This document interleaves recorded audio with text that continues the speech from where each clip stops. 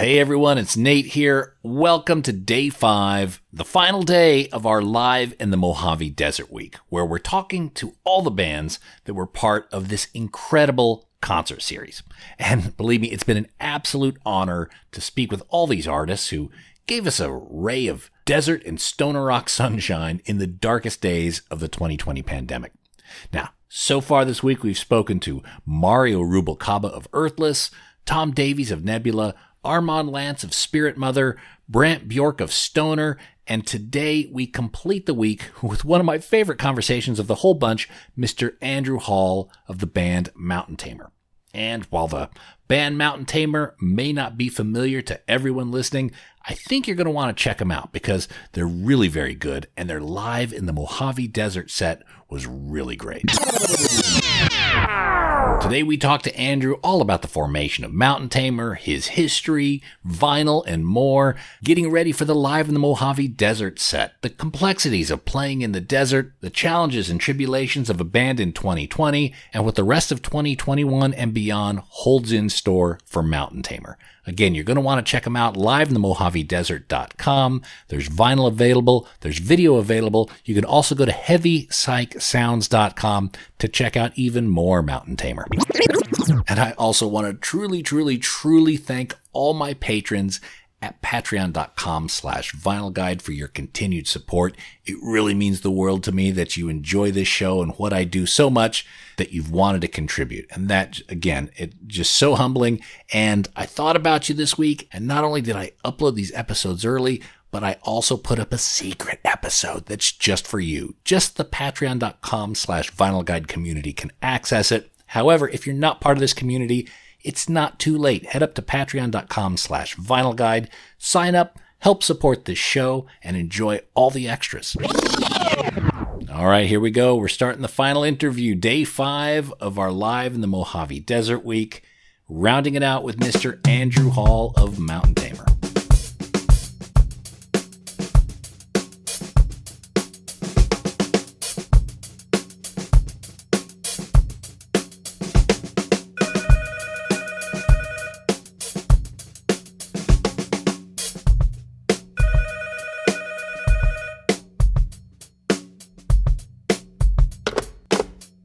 Oh, what's going on? Hey. How you doing, man?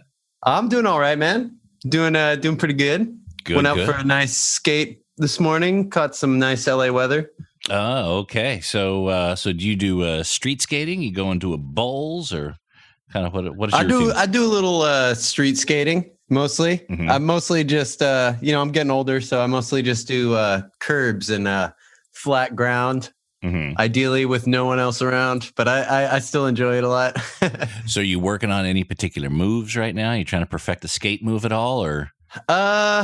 Today I was working on a 5-0 grind, which is just the back truck and the front one's in the air on that. Okay. And I used to do them pretty easily, but I hadn't skated in a couple months, so I lost it. So it took me about 45 minutes, and I got one really sloppy one, and I was like, "Good day," and I came back. Good. Okay. You need to leave on a high note. I try to. Yeah. Cool. Well, thanks for making the time here. Yeah. I'd been seeing this event Live in the Mojave Desert, and so many great names, so many great bands. And first off, what is your background? Is Mountain Tamer your first band? Like, how did you get to this point from skateboarding to having a band that's playing in the middle of the desert?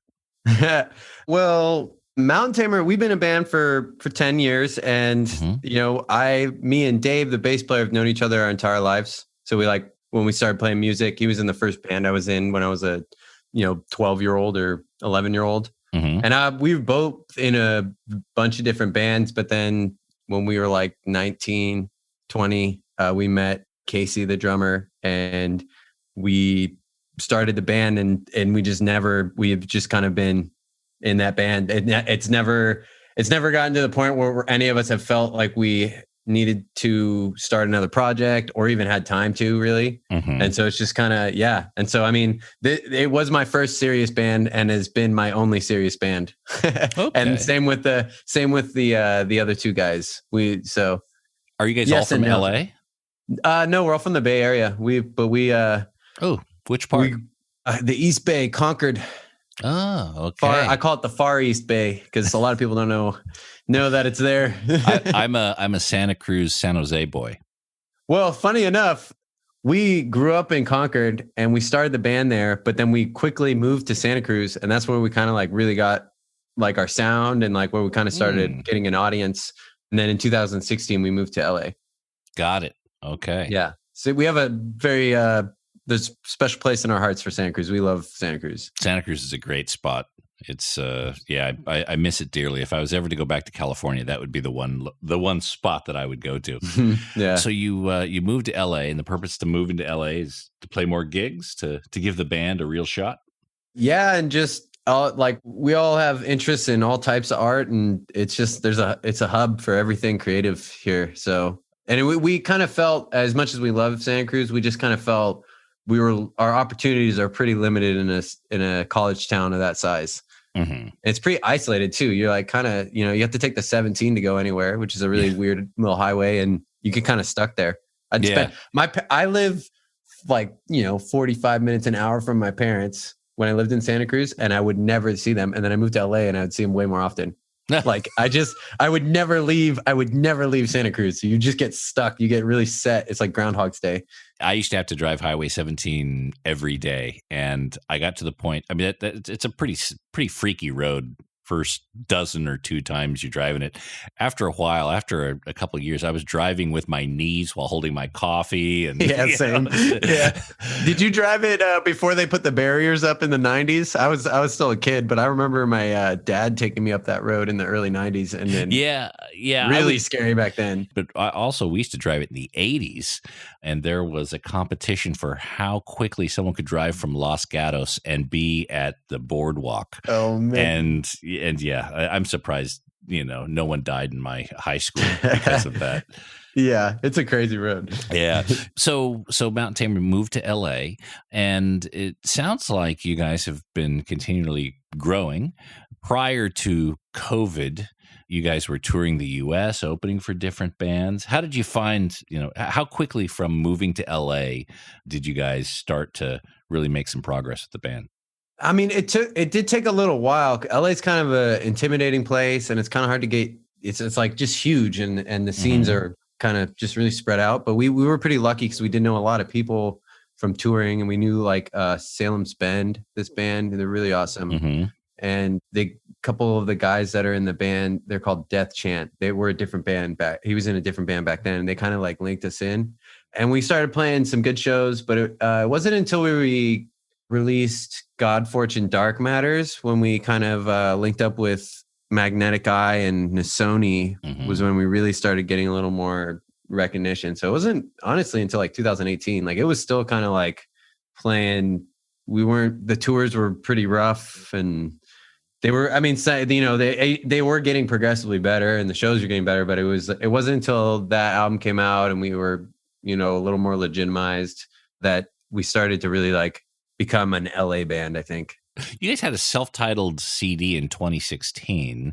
Did you grow up with CDs? Yeah. Or did you have vinyl around the house? I both. My parents are from the 70s, so there was always, they grew up in the 70s, so they, vinyl was around that. But I would go and one of my first like independent music experiences outside of like going to a guitar lesson or singing in choir or something, like buying my own CD, was in a catalog, and I bought a CD and I picked it that way. Okay. And then I used to just go to the CD store all the time. I'd go to Rasputin's. There was trying to remember the old record shop that was in Concord. I can't space it on the name. It's been gone for a long time, but there was also a Warehouse Music. We'd go there, but yeah, CDs were, I mean, even until 10 years ago or a little less, like I would, me and Dave from the band had, especially Dave had like booklets and booklets of CDs actually, right, up until somewhat recently. Okay. They got stolen actually. I think he'd still have them if they didn't get stolen. He just had it because we used to go to the flea market in Santa Cruz. There was a great flea market. We would hunt out all these CDs, like stuff we probably wouldn't have thought to listen to a lot of the time. So that was you would experiment that way. You just gamble $1 or $2 on something that you haven't heard. And yeah. Do you remember any of those discoveries that you had? Let me think here. Weirdly, it kind of helped me appreciate certain types of pop music because we would buy like Britney Spears CDs and you're like, damn, this production's wild. Like because we, sometimes we'd bring them on tour and we'd listen to them and you can't help but just intently listen to it because you have nothing else to do. And I mean, like just a lot of pop music and a lot of hip hop. I mean, I always liked hip hop, but there was like Big L, I'd never really got into. We got a CD and I remember just listening to that nonstop. It blew my mind. I heard a couple songs, but like we had a CD and I was like, dude, this is crazy. Like I can't believe I went my whole youth not hearing this because I listened to rap in the Bay Area. It's really big in the Bay Area, but I never really like given Big L a chance. And I remember getting that CD for like 50 cents or something like that. And it was like a gem. That was like one we always like made sure was in the top of the pile. I'd never even heard of the rapper Big L until about 3 weeks ago when my 12-year-old, we share music, back and forth. Oh, that's awesome. And he's like, oh, you got to hear this song. This guy's really good. And I'm like, all right. So he took control of the Bluetooth in the car and he started playing Big L. I was like, this is really good. But I could tell from the production that it wasn't modern. And so I then kind of did a little bit of an investigation into it. It's like, how did I never hear about this rapper before?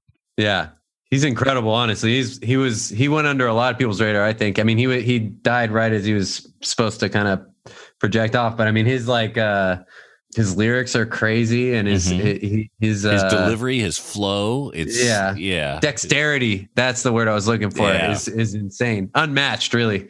And you can look up some of his freestyles that are like actual freestyles, and is like mind blowing. Oh. Like how, like the way he can just ad lib and improvise. Yeah, I definitely got to give him some more time. So let's go quickly back to your household. You said your parents had records all over the place. What was the sort of music that was playing in the house that you feel influenced you? The music that seeped into you and made you the person you are? Well, definitely. Zeppelin. My dad listened to Zeppelin, got me into Zeppelin, and the Beatles. He's a huge Beatles fan. I'm actually not a huge Beatles fan, but it definitely influenced me because I know all of their songs by heart because I heard them so many times. Same with my mom. My mom's a huge Beatles fan, so those were big ones. And Tom Petty too. I love Tom Petty, and my parents love Tom Petty, and I was grateful I got to see him one time, and he was a huge influence on me. Like I think he's one of the greatest like American songwriters we've ever had. Like he's up there, the top 20 in my opinion. And Neil Young. My parents are Canadian too, so they like their Canucks. They like their Canadian singer songwriters and poutine. Yeah, definitely. Even though Neil Young's a naturalized American now, I think. I bet he's regretting that now. I know. He's grown into such a like shake his fist at the world, old man. I love it. So what music did you start to discover that you brought into the house that was yours, that was music that your parents didn't have, and maybe music that they weren't familiar or even comfortable with? I mean, my parents are like so supportive, so that it took a lot for them to like be offended by our music, because that was like all we talked about, all we did. Like we played music from a pretty young age, and my mom sings, so she was like pretty supportive. I mean, I remember I got into punk like after I kind of got out of my classic rock, like listen to whatever my dad listens to stage. And my brother was kind of into punk, but he kind of got quickly into metal, and I was like pretty into punk. So like Circle Jerks was like a big one that kind of.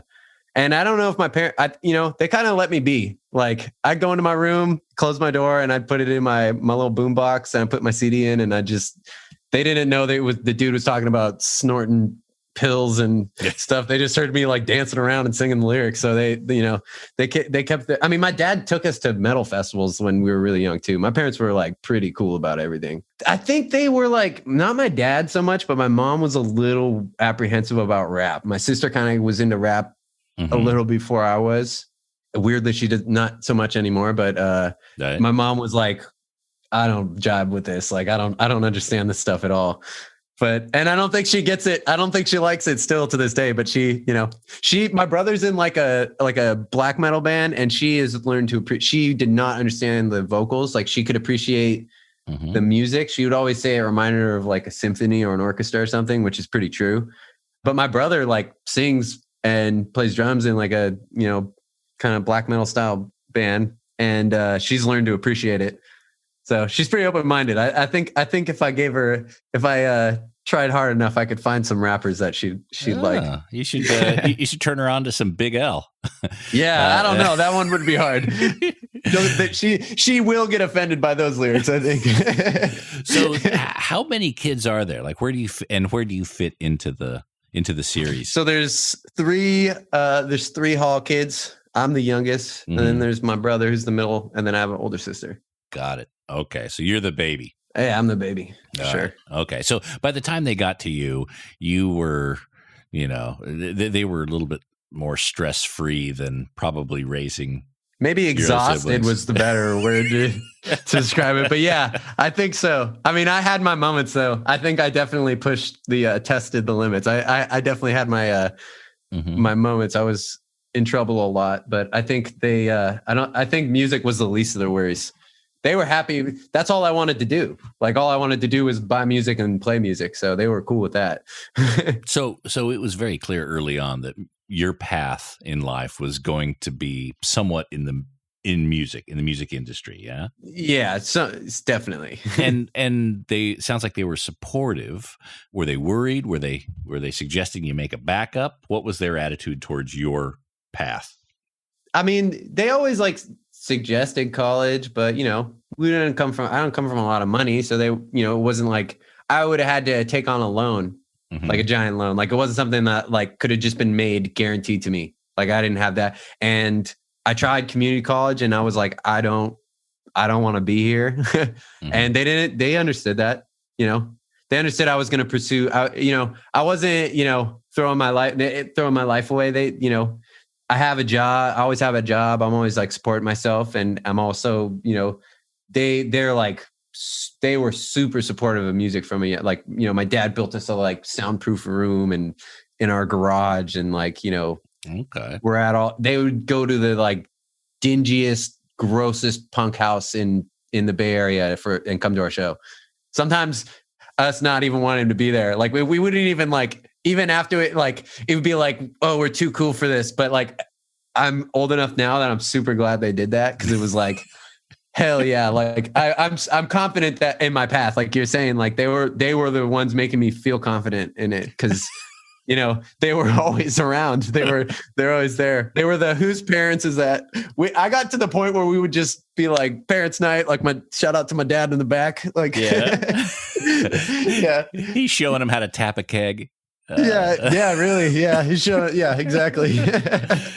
So early on, it sounds like you were very clear that the music was going to be your path. When did the instrumentation come in? Did they sign you up for lessons? Like what was that next phase from listening to playing? Well, I got a guitar. I had to buy it myself. My brother was in drum lessons. My mom's been in choir my whole life. So like we were around like singing and they do like bells. So we were around instruments and we had the opportunity to do that, but that didn't really interest us. And I kind of wanted to play drums, but my brother was like, you can't do don't do the same thing as me. And I was like, guitar is cool too. So I saved up like $50 for an acoustic guitar and I had to like play it.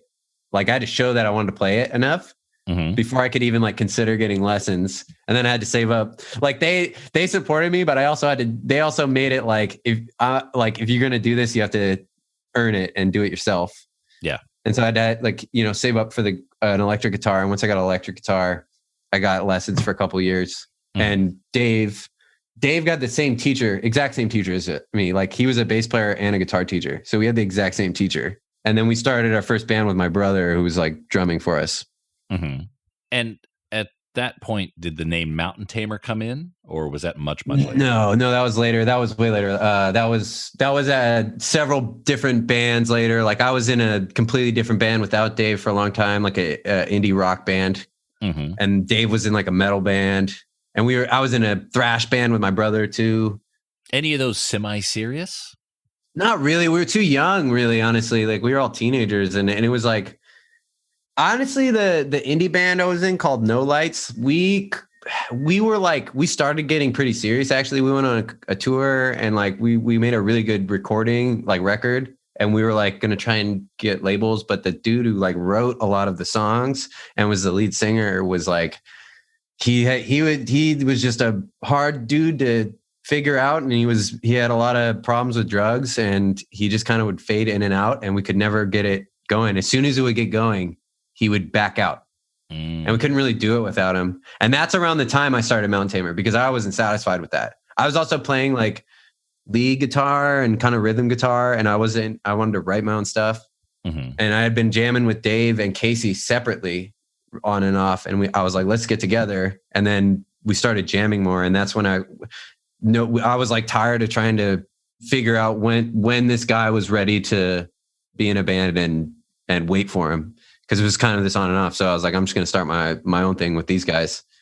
It's kind of like you're being held hostage at that point. Yeah, man. And perhaps it's good that you had that experience early in the career to be able to draw your boundaries and be very clear about, I'm not going to accept this. And maybe you do need to be the leader of the band. Maybe you do need to set the pace. Yeah, or at least be in a band that's on the same pace I want to be at, like right. At very least. Right. And that was what was cool with Casey and Dave, is they were like 100%, ready to go. And they have been, the commitment, we've moved all over the state together and, done a bunch of tours where we had $0 and kind of had to like quit our jobs and stuff. Like it's been, they were all dedicated from the beginning, and it was like, it was cool to kind of experience the opposite of that, because I knew I was really sure of what I wanted like coming out of that. But that's interesting, because there's the three of you that moved from Concord to Santa Cruz and then to LA. Now, your parents, sounds like they were understanding of your path. You also have your bandmates and their ecosystems. And then to be able to then make these sort of life-changing decisions together, that's a very, very unique group that you've been able to hold together all these years. Yeah, we're I always say there's nothing sacred between us anymore, and there's like no fight we haven't already had. And we've all gotten over it, and we really do like love each other. And it's like rare to have that. I don't really have friends that I've known for so long that I like care about and have so close to me. It's like rare to have that in life outside of a band. Right. Like even holding a band together is tough, man. Like that was why I've had a bunch of other few other bands before this, because it wouldn't work out. It's too hard to hold. Personalities are hard to, keep in line for a long time, especially when you start actually, weirdly, it's when you start becoming successful is when people's egos and stuff flare up the most. Right. And it's the hardest time to deal with it. And you guys, it sounds like you guys have gone through all that relatively early. Yeah. A lot of self-discovery in the van. Yeah. We'll be back after these messages. Hey everyone, I gotta tell you about the Groove Washer, a record cleaner I use every day, and I've used it for years with nothing but excellent results. Not all record cleaners are equal, and not all of them are proved safely tested long-term for record storage. I mean, God forbid you get one of those cheap no-name brand record cleaners only to find out 5 years later that it's slowly ruined your vinyl collection. Get a Groove Washer, ask for it by name at your local record shop, or go to groovewasher.com and use discount code VinylGuide10 at checkout. That's the Groove Washer record cleaner, groovewasher.com, promo code VinylGuide10. Now, we're also brought to you today by AudiofileUSA.com, the used record shop that only sells excellent and near-mint vinyl records. With over 42,000 titles in stock, AudiofileUSA.com ships anywhere in the world. No need to guess the condition of anything at AudiofileUSA.com. All the records look pretty goddamn new and gorgeous, even if they have sat in storage for a few decades. Head up there now, AudiofileUSA.com. Search by genre, label, artist, dig deep, and find the deals. Get a box of goodies today from AudiofileUSA.com, home of the Holy Grails. Now we return to the program already in progress. No limits. Now, you made your first CD in 2016, and that was for a company called Argonauta Records. Is that right? Yeah, they're based in Italy. Okay. And how did you come in contact with them? How did they discover Mountain Tamer? I think we found them. I think we just really wanted it. If I remember correctly, we really just wanted a label. We wanted some support. We were like struggling because we had other releases. Like we had some demos and like we had an album that we like kind of just vaporized from the internet because we didn't really like it from a really, really long time ago. And and you know, that's all I'm going to say on that. But you see, now I have to dig a little bit. See, yeah, maybe if you find something, I'll be super impressed. I'll be like, that's like expert sleuth level. Are these the Santa Cruz recordings? Yeah, these kind of happened, I think, right around the time we moved. Okay, and we were just young and we didn't know what we wanted to sound like, and it was just we made a lot of songs. We had a lot of songs, but you know, it wasn't cohesive. You know, that's the danger about having the internet for a band. It's like, you know, at a very young embryonic stage, you can start to release all these recordings that when you're young, you think they're great and this is the best thing I've done, you know, but you're still 19, you know, and totally, exactly. And then when you get to 25, you're like, oh God, we progressed so far, and that's embarrassing. And oh God, I didn't hit that note. You start to really second guess a lot of it. Yeah. You know, back in the day, without that vehicle, without that temptation to release it, people just had to record and get better, and those recordings would stay on cassette tapes in their house. And they didn't have to pass them out. No one could access them. Yeah, exactly. Yeah. There's no distribution. So yeah, exactly. You can't just record in like 10 minutes. It's super easy to record now too. That's another thing. It's so easy to record. Like now, that first CD, you're still proud of though. Yeah, I kind of went back and forth with it for a while because it is definitely a unique album. Yeah, and the production. I don't love the production, to be honest. It's one of the things. I wish we recorded it differently because I think the songs are cool. Some of the songs I really like, actually. Right. But there's just it's a little too shiny, the overall feel of the production. And I don't think that's really how we should sound. Right. And we were really aware of that. And we kind of completely changed how we recorded the God Fortune, the next album. What was different about God Fortune? Well, we recorded it. And when we moved to LA, initially we moved into this like big 2,200 square foot warehouse, and we like built rooms in it and had like our like practice space in it. And we had our friend from Salem's Bend come and record us there. And the environment couldn't have been more different. You know, it was only what you need, no frills recording gear. Right. And we did it mostly everything live and just did some overdubs. And it was, you know, I was in my pajamas and I like could pet my cat when I was like stressed out on a take or something. Like it was just a completely different versus being in a studio with X amount of days, X amount of times set out. And that's the amount of time you have, unless you want to spend a shitload more money, you know, fucking nail it. You better nail it. And that can be good for some people. But at that time when we were recording, I think, you know, I don't think that we had tried it already a couple times. Like the other album that we recorded was recorded really professionally. Like the production's actually great on it, but we were just not, you know, it's just not that type of like pressure is just not always conducive to our sound. Right. Okay. Yeah. Because having that ticking clock can be unnerving. And the fucking money, watching your money go, you know, not to make it about money, but I mean, you're paying. Recording is not cheap a lot of the time. If you're going to a big studio or a really nice studio, and it's very, very expensive. And you know, it's like to get the best take, you want to be relaxed, but it's like, imagine taking, you know, a couple $1,000s and throwing that on a timer and being like, all right, this is every time a second goes past, like $5 goes off.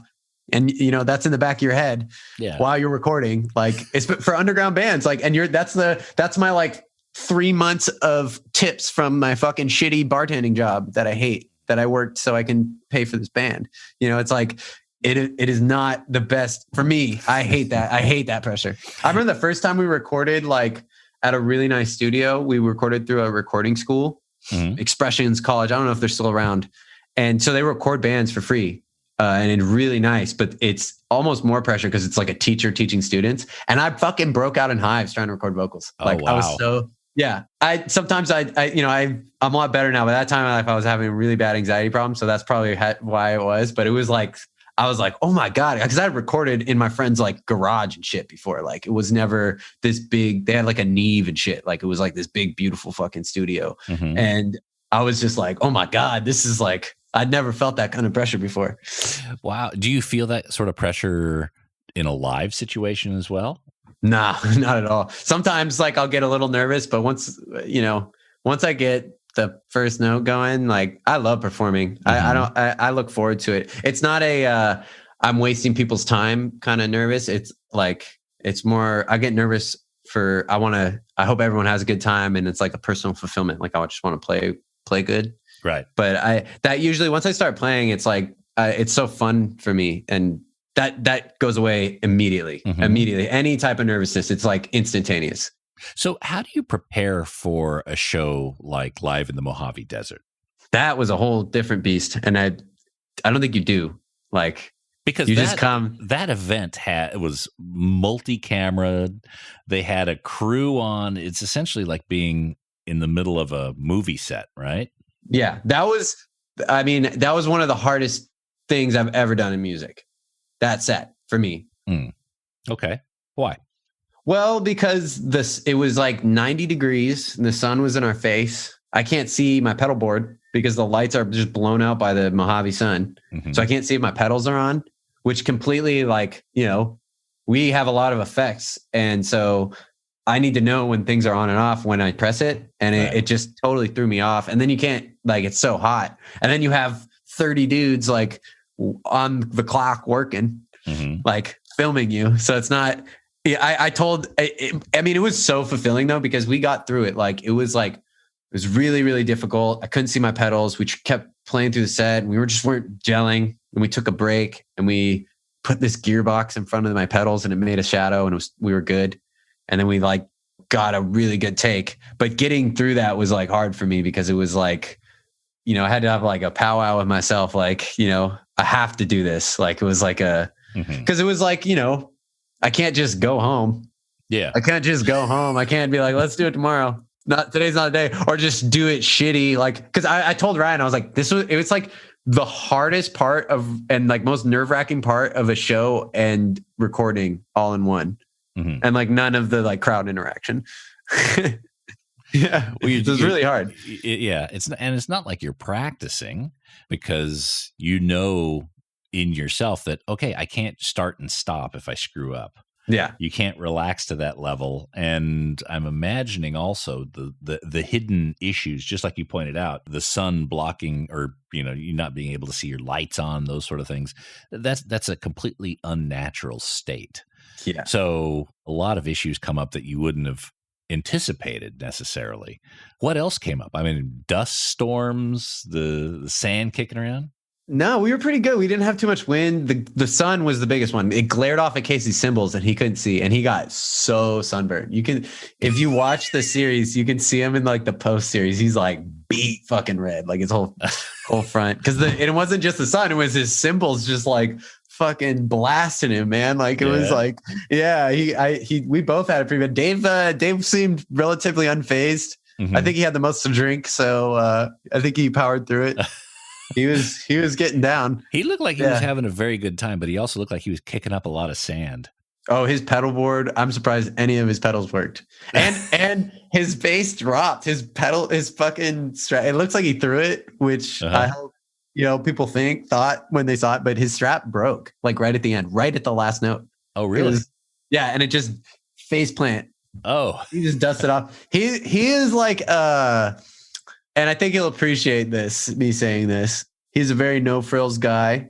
And if it ain't broke, don't fix it. So he's not going to take that and get it adjusted after. If it sounds good and feels good still, then he doesn't care. So there's probably still some Mojave dust packed on his fretboard right now.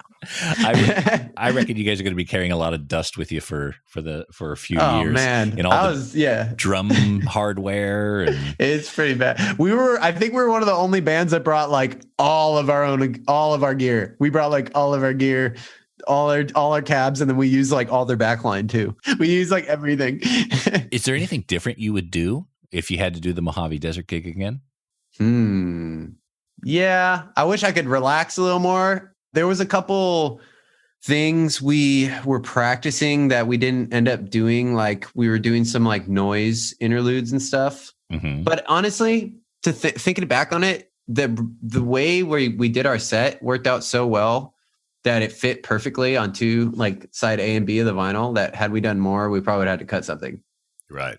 Yeah, it worked out really well. So, I think I was really nervous about it at first. I wasn't like super confident in the performance, like, especially since this was the first time. It's like, we just did our set and we passed it off to them. Like we weren't part of the mixing process. Really. They sent us some mixes, but it's not like we weren't going to give them like, oh, we should do a phaser on this little second here and this and this and this. Like that wasn't what it's about. Yeah.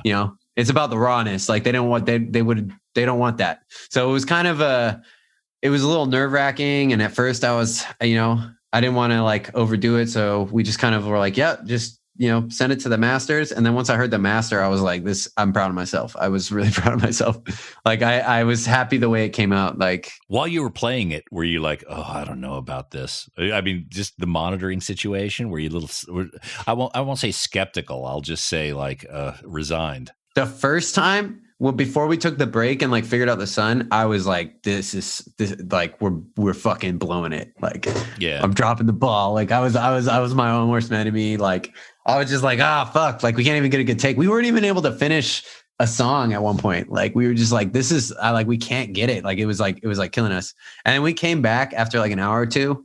Like we took a pretty long break and waited for the sun to move and stuff. Mm-hmm. And we came in and I felt it was like night and day. I felt really good. I was having a lot of fun. Like I was having a great time playing, honestly. I'd look up and there's like a hawk flying above us. I was kind of bummed they filmed it and they didn't put it in the edit. So I was a little heartbroken that they didn't show the hawk, but it was there. When it was in Funeral of a Dog, I was blowing this like crazy little whistle thing. And the hawk just kind of like does a little over us. And I was like, man, this is fucking rad. And that kind of clicked for me. I was like, that's why I'm here. Yeah. That's why I'm here right now. Like, I don't care about anything else. I'm like, when else am I ever going to do this at this magnitude? Mm-hmm. So yeah. And I kind of started just enjoying the view. I was just like looking around and like appreciating that and kind of like trying to zone out to the music. And that's good. You were able to let your anxiety go and just be in the moment, it sounds like. Yeah. It was once we got that problem solved and I kind of had a little powwow with myself behind a rock. I was just like, come on, dude, like get it together. And then Ryan brought me into the trailer. We had a beer and he kind of was just like, being really positive, just kind of hyping me up. I want you here. You guys are sounding good. Like, things I needed to hear, but that's why he's good at what he does. He really did produce the set. He produced, he made it happen. And like, he could tell that you were on the edge. He could tell that that's what you needed to hear. Totally, man. Totally. I mean, I'm a very, easy person to read in that regard. Casey calls me, Larry David. Sometimes I have like some Larry David tendencies where I'm just if I'm upset, I will let it be known in that moment. Yeah. It's kind of sometimes I feel like it's a good quality and other times it's a very, frustrating quality for the people that I love, but they, everyone has no surprises. Yeah. Yeah, that's true. You're not hiding anything. So that's always good, And I can't say anyone, what's wrong? Nothing.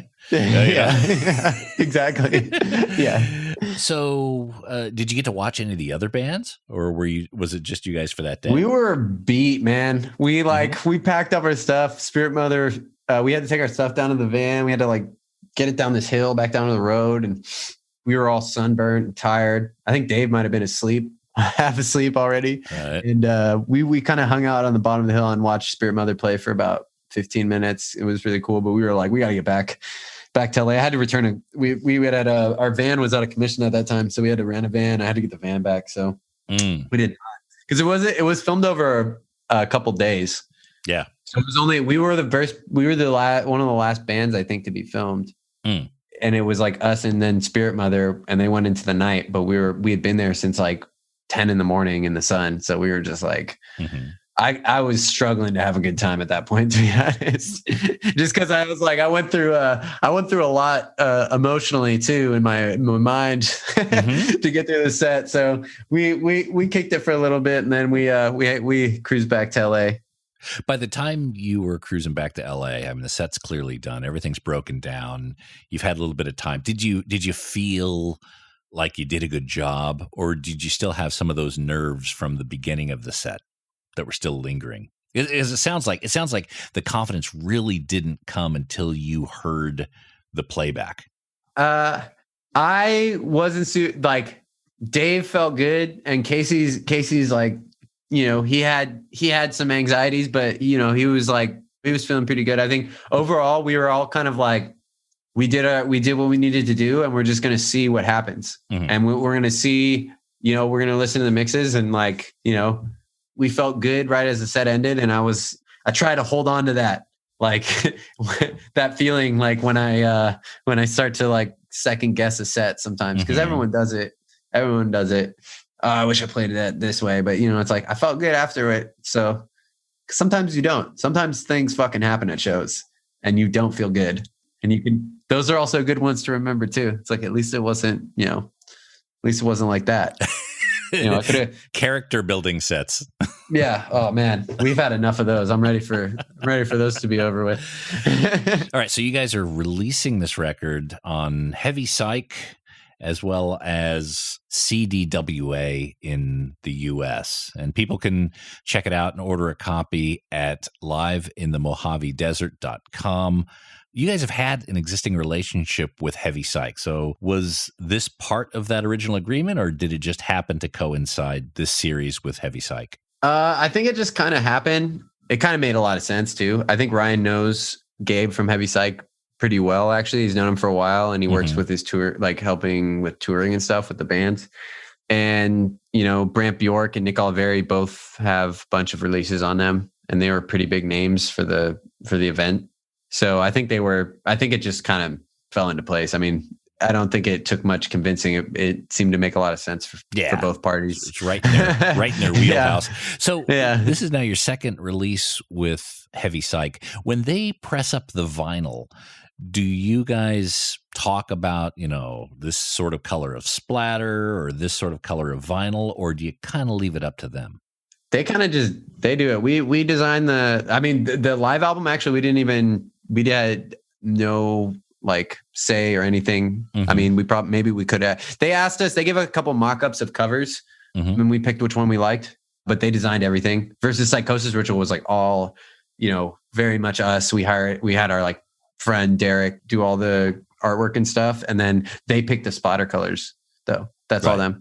Yeah, I always like it though. I mean, maybe we could say something about it. We never do though. I don't know. It would take. I feel like we would never make up our mind. We picked the colors for our God Fortune ones, which is like clear, which I really liked. But that took us a really long time to decide, honestly. So I'm not mad about it, to be honest. They do a good job. Yeah, exactly. Leave it to the experts, I guess, is the the lesson. So now that Live in the Mojave Desert is largely complete, and you know they still have to ship all the records and do the promotion, what do you think the rest of 2021 or into 2022 looks like for Mountain Tamer?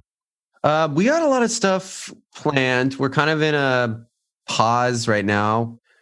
Dave, our bass player, who was living with our buddy Bobby from Salem's Bend, they both just moved to different houses, and Dave's like in the middle of redoing a lot of the stuff in the house to make it more livable. And then he's going to build up a studio there, which is where we're going to practice.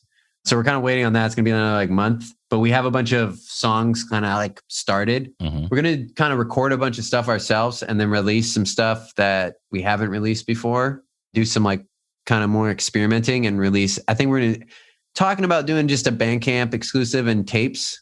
Okay. Depending. I mean, we're going to see on the response. We might put it on Spotify and stuff like that, but we kind of want to it's going to be some weird stuff. Like we were kind of trying to push ourselves a little bit. So we're going to bring in some more electronic elements and just see what we can do. We want to try and, change it up and challenge ourselves and challenge the listener too. Are you exiting COVID with a lot of material? I wouldn't necessarily say a lot of material. We have a bunch of ideas and skeletons and riffs, and I got some lyrics stacked up too. I think once we are like set up and ready to go, I think that we're going to produce a lot of stuff pretty quickly, to be honest. Because once we get going, we hit a stride really easily, like because we just work really fluidly together. So I'm excited for that. It's just going to be it's a little bit of a waiting game, right? Just getting the studio set up, but we have there's a lot of cool ideas. We have like a lot of concepts, some pretty out there stuff that I'm really excited to see what we do with. And you mentioned tapes. A lot of your audience buys cassette tapes, yeah? Surprisingly, I feel like they're really having a moment right now. I mean, we do vinyl. We didn't do Psychosis Ritual on tape, and I want to. I mean, people have been asking about it, and I think it's a cool medium. Like it's portable and it's inexpensive for both parties. Like you can produce them fairly cheaply. You can do it yourself still if you have the right machine. And you can sell them for pretty inexpensive. And I think people like that about it. And you could throw it in your backpack. Right. Can't do that with a record very easily. And it doesn't take up a bunch of space. Like it's a little more practical. And you still get that crispy analog sound. So, yeah. Okay. So there's some cassette tapes in the future. Any other vinyl that we should know about? Not at the moment. I mean, we got the Psychosis Ritual. I think there's been a demand. We don't have any of our God Fortune vinyl in stock. We've restocked it a couple times. So we're going to reach out. Nasoni is the one who produced that in Berlin. So we might reach out to them and restock if you're in the US. People have been asking us about that too. So that might come back to clear vinyl, which is pretty close to being sold out completely. So if there is any left, we're going to try and get some, but it might start just being the black vinyl. Do you guys own all your own recordings? Is that something that you can control, kind of who presses them and when they get distributed, that sort of thing? Yeah, we own the rights to all of our recordings, and we don't have any like outside songwriters or publishers or anything. It's just the three of us. Yeah, and kind of, the way it works for a lot of bands like our level, we're pretty low, like underground band. It's kind of you work a deal. They put up a bunch of money up front and press, and they get to keep a bunch of it and sell it in their channels, and they give you a bunch to sell on your channels. And they give you a big shipment of vinyl to your door to sell on tour and on your website and things like that. Ah, got it. Okay. Yeah. And you also in turn get promotion. Sure. Which is invaluable because trying to do it yourself is really hard. Right. It just, you don't look as professional. Hi, I'm Andrew from Mountain Tamer, representing Mountain Tamer. Like, yeah. Honestly, the first time we got signed, we made up a fake PR firm. Like we just made a fake email and like made a fake, fake name. And that's how we sent out emails. And I think that's like the only way we got a response. And then once you have like one signing, it's a little easier. You get like people look at you different. More people have heard you. Yeah. Things like that. Okay. Yeah. All right. That's interesting. So when you make a deal with a label like Heavy Psych, you do get some of, a percentage of what they sell, but they also largely pay you in vinyl that you have to go out and sell yourself as well at shows. Yeah. Yeah. Okay. You're like kind of like an independent contractor for this like collective almost. Right. Like they curate their roster, and because of that, they have diehard clients and fans. Yeah, people are going to buy it sight unseen, right? They will. They buy it without hearing the band, no matter what. And they have stores that will stock them, and they have, they have networks that they built. They worked really hard to build for like 20 years. Like, they're businessmen, but they also do it because those bands, up until kind of recently, those types of bands didn't have those channels. Yeah, outside of like bigger labels, which are, it's like, getting in the NBA, you're like, it's kind of like, you got to be good. but that's, you know, only 50% of it. You got to have connections and get the right opportunities. So yeah, he's been instrumental for those, you know, they've been instrumental for a lot of those things. And it's kind of that's part of what the deal is you get to be part of that. You get that stamp of approval and you get that brand name to back you. And just having that, them announcing that, I mean, that was a complete night and day, like the way we've been interacting with people. We haven't even played shows since we've been signed by them. What's considered success by everyone involved in the chain? I mean, is there a particular number that you guys are looking at? Like if we sold 5,000 or whatever, that's we're definitely doing another one, or what does that look like? It's an evolving thing. When I was younger, I had like a lot of hefty goals set for myself. Mm-hmm. Like I need to pay all my bills with music alone. And that's something I would love to do. But, you know, unfortunately the art that I love, the type of music that I have dedicated myself to isn't a huge fountain of money. You know, mm-hmm. Heavy psychedelic rock music isn't, you know, people don't do it because they make money doing it. And that's okay. But success doesn't necessarily mean money. I would like to, I mean, one of my things was just to get signed on a label. I mean, all of us, like a label of like Heavy Psych. That was like a goal, you know, but your goals always change, you know, like we, you know, we love them and we want to keep working with them. But if we got an offer from a huge giant label, like Roadrunner, or like Relapse, or you know, Sub Pop or something, not in the heavy genre, you know, we would consider it because that would be another level of success to me. Mm-hmm. Or not necessarily labels though. It doesn't necessarily, is the only tier. It's like playing festivals to me is something, like big festivals is something we were trying to get into. That's really hard to get into. But I mean, for Psychosis Ritual, going into it with Heavy Psych, did you guys have a number in mind of what you want to achieve with that? Well, I mean, yeah, but that kind of changed immediately because we got signed and the label, the record was ready, and then it kind of the gears started to go into motion, and then coronavirus hit, and so the whole plan got complete. It was like right at the time. I mean, it was like March. Right. We got signed by them. Like it was, and we were like kind of just like we weren't in a position to not put it out at that point. We had to put it out. Like we signed a contract. Like they were like, you know, it's already at the plant basically.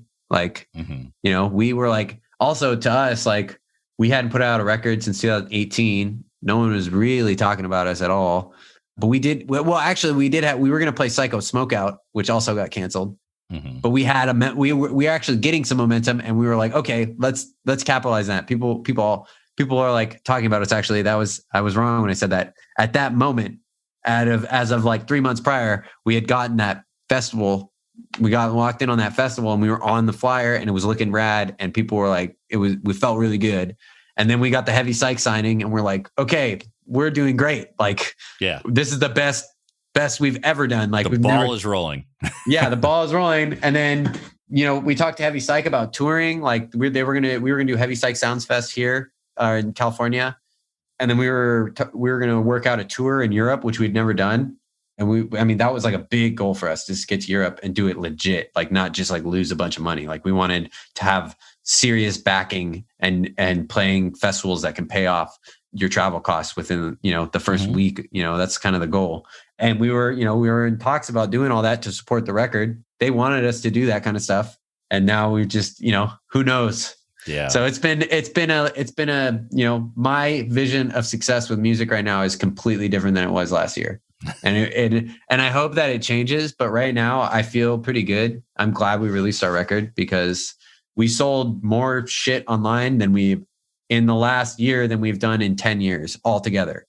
Legit, like all combined. So I can't wait to play shows because I know that they're going to be 10 times better just by that mm-hmm. metric alone. It's still starting to grow. Yeah. All right. So best of luck to you guys. We're definitely going to be watching you. And again, I want to encourage people to check out Mountain Tamer. You could do that by going to mtntmr.com. That's Mountain Tamer without any vowels and pitched out a few consonants as well.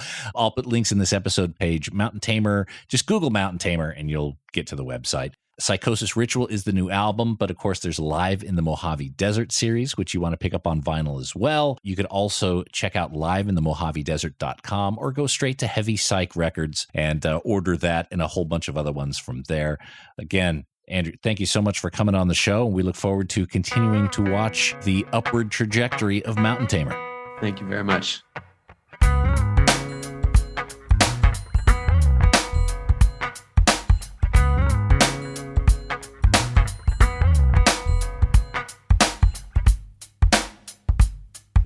All right, there we go. Andrew Hall of Mountain Tamer. Check him out. liveinthemojavedesert.com or heavypsychsounds.com.